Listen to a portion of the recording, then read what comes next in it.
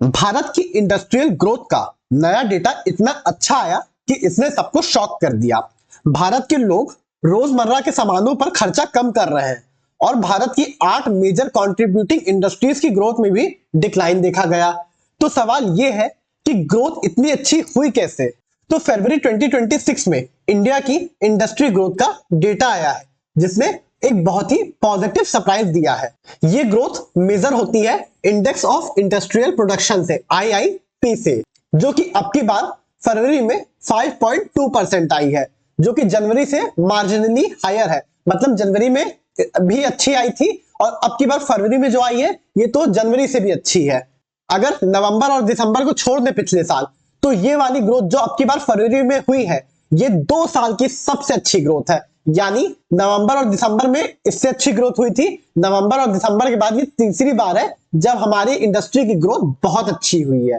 हालांकि ये जो परफॉर्मेंस है ये पिछले इंडिकेटर से, जो हमने पिछले हफ्ते 8 की इंडस्ट्री के इंडिकेटर पढ़े थे, आपको वो वीडियो मिल जाएगी इसी पेज में, उससे काफी अलग है, डाइवर्ज है, मतलब एकदम अपोजिट आई है। और हमारे 8 कोर सेक्टर्स कौन से हैं जिनसे हमें सबसे ज्यादा रेवेन्यू मिलता है?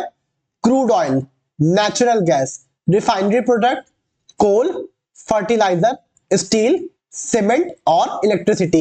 इन 8 जगहों से हमारी इंडस्ट्री को सबसे ज्यादा इकोनॉमी को बूस्ट मिलता है। जो इंडेक्स ऑफ 8 कोर इंडस्ट्रीज था जो हमने पिछले हफ्ते पढ़ा था, उसने तो इन 8 सबसे मेजर कंट्रीब्यूटिंग सेक्टर्स में स्लो डाउन दिखाया था। इस बार इन्हीं 8 सेक्टर में हमें कॉन्ट्रास्ट देखने को मिला, मतलब डिक्लाइन देखने को मिला, यानी इनकी फंक्शनिंग इतनी अच्छी नहीं दिखाई थी। लेकिन अब ये जो इंडस्ट्रीज का डाटा आया है, इंडस्ट्रियल प्रोडक्शन का आईआईपी, इसने तो एकदम अलग ही पिक्चर सामने रख दी है। यानी जो 8 मेजर इंडस्ट्रीज हैं उनका कंट्रीब्यूशन तो डेटा के हिसाब से कम ही रहा, तो ओवरऑल इंडस्ट्रीज में इतना ज्यादा कैसे ग्रोथ हो गई? तो पिछले हफ्ते हमने पढ़ा था कि 8 कोर सेक्टर की जो ग्रोथ है वो 2.3% आई है फरवरी में, जो कि जनवरी का भी आधा था। और इन 8 की सेक्टर्स का जो टोटल इंडस्ट्री प्रोडक्शन है इसका वेटेज होता है 40%, यानी बस 8 सेक्टर का वेटेज होता है 40% आईआईपी में। तो जब 40% ग्रोथ इतनी कम रही तो रिमेनिंग 60% में ही कुछ बात रही होगी, तभी ग्रोथ ओवरऑल इतनी अच्छी आई है। यानी इन 8 कोर सेक्टर्स के सिवा जो बाकी और सेक्टर्स हैं उन्होंने ज्यादा अच्छा परफॉर्म कर दिया।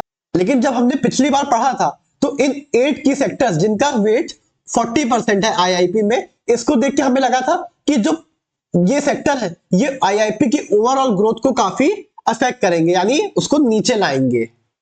लेकिन इनके स्लो डाउन के बावजूद आईआईपी ने ग्रोथ दिखाई, जिसका रीजन है नॉन कोर सेक्टर्स, यानी वो सेक्टर जो 8 कोर नहीं है, जो यूजुअली इतना वेटेज नहीं रखते हैं इंडस्ट्री ग्रोथ में, उन्होंने बेहतर परफॉर्म किया। कि एक तरीके से देखा जाए तो डाइवर्जेंस है, काफी अलग चीज हो गई, जो ट्रेंड में जो होता है हमेशा उससे अलग हो गया। इसमें सबसे ज्यादा कंट्रीब्यूशन किसका है? मैन्युफैक्चरिंग सेक्टर का, जो कि 6% से बढ़ा। मैन्युफैक्चरिंग सेक्टर ने एक अच्छी ग्रोथ देखी डिस्पाइट कि जो हमारे कोर सेक्टर थे, 8 इंपॉर्टेंट सेक्टर थे, उनमें वीकनेस रही।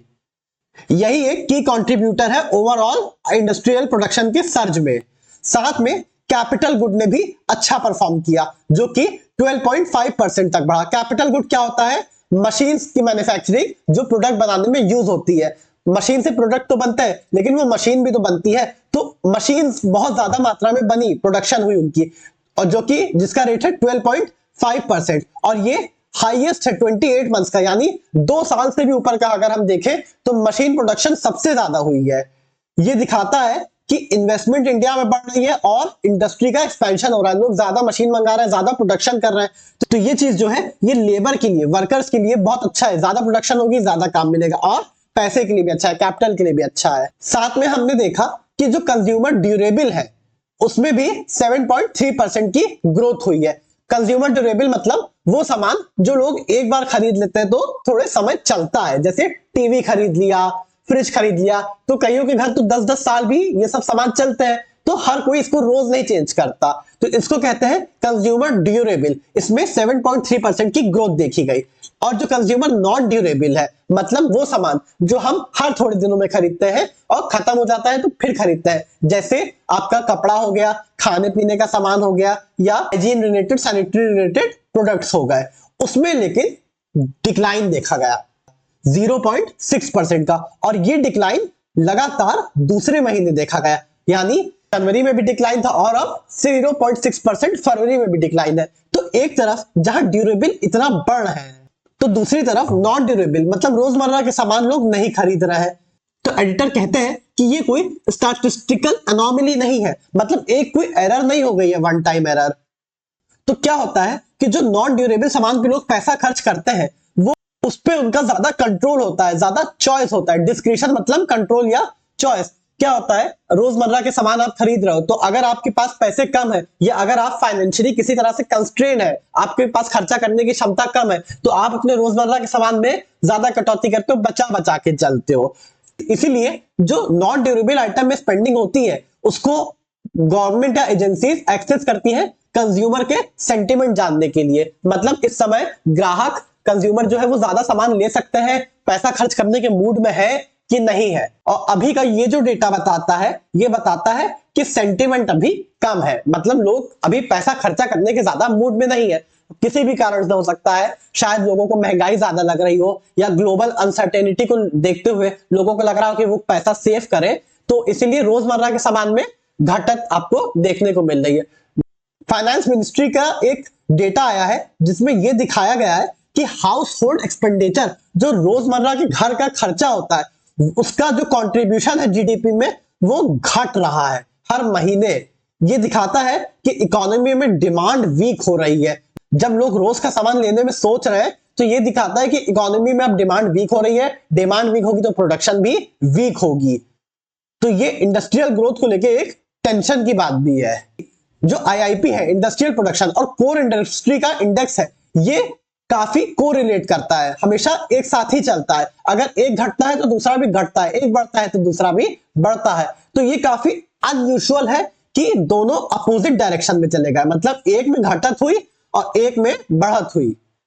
इसकी इन्वेस्टिगेशन की जरूरत है कि ऐसा क्यों हुआ, ये इसको ऐसे जाने नहीं देना चाहिए। इट इज इंपॉर्टेंट, यानी नोटवर्दी। एडिटर ये भी कहते हैं कि जो करंट सर्च देखने को मिली है इंडस्ट्री में, ये शायद शॉर्ट लिव्ड है, मतलब ज्यादा परमानेंट चेंज नहीं है, एक टेम्परेरी एस्केलेरेशन है। इसके बाद हो सकता है वापस से मॉडरेशन देखने को मिले इकोनॉमिक मोमेंटम में। मॉडरेशन मतलब स्लोइंग, वापस से इकोनॉमिक मोमेंटम है, जो हमारा स्पीड है वो घटे। इसके रीजन है एक्सटर्नल फैक्टर्स भी ग्रोथ को इंपैक्ट करेंगे, जैसे कि अब वेस्ट एशिया में वॉर चल रही है, जिसका हमारी इंडियन इकोनॉमी में तो काफी सिग्निफिकेंट इंपैक्ट है। जितना लंबा ये वॉर चलेगी, उतना ज्यादा हमारी इकोनॉमी का मोमेंटम स्लो रहेगा। जो आगे का हमारा ग्रोथ आउटलुक है, यानी फ्यूचर प्रोडक्शन है ग्रोथ को लेके, वो शायद हमें इतना खुश ना करे, थोड़ा सा डिसमली रहे, थोड़ा खराबी रहे। लेकिन एक चीज है इन सबके बीच, ये जो मेजरमेंट के तरीके हैं इंडेक्स बनाने के, इसमें इंप्रूवमेंट होगा, और जो कि हमें मई 2026 से देखने को मिलेगा। तो आगे जो डेटा रिलीज होंगे उसमें और भी क्लैरिटी होगी कि कैसे क्या चीज हो रही है। ये कुछ वोकैबुलरी है जो इस एडिटोरियल में यूज हुई है, जैसे सर्ज मतलब सडन इंक्रीज, इम्प्लाई मतलब सजेस्ट या indicate, capital good machines used to produce goods, discretion is choice और control, gauge is measure, moderation is slowing down, dismal is very poor, crude is blunt या not refined, statistical anomaly मतलब unusual data, result not random error।